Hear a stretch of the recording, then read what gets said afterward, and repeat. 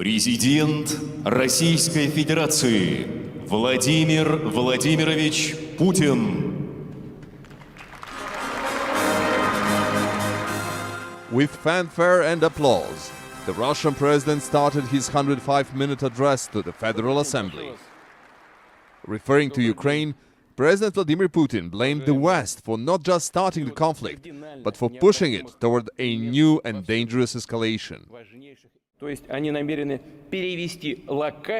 intend to turn a local conflict into a phase of global confrontation. We understand all that and will respond accordingly because, in that case, the existence of our country would be put into question. President Putin said the West is expanding its military involvement in Ukraine, accusing them of using Ukrainians as cannon fodder. He also repeated that Russia is not at war with the Ukrainian people, as they are the hostages of the Western-controlled Kiev government. Putin acknowledged that Russia has experienced losses, but issued a warning to those supplying weapons to Ukraine. More of the Western long-range systems are delivered to Ukraine, further away from our borders, will be forced to push the dangers, and it is a fact.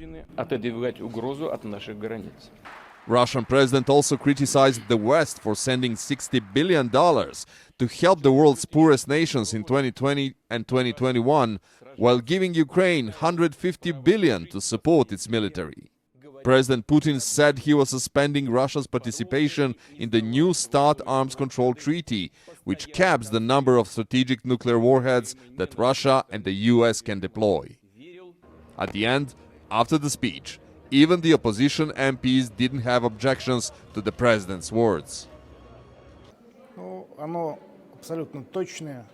The address is giving an absolutely accurate conclusion about what's happening in the world.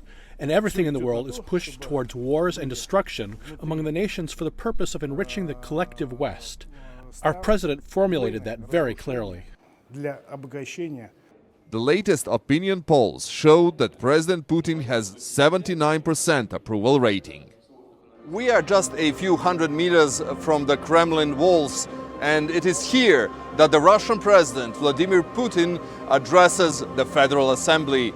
It is considered as one of the most important speeches in his political career. Alyosha Milenkovic, CGTN, Moscow.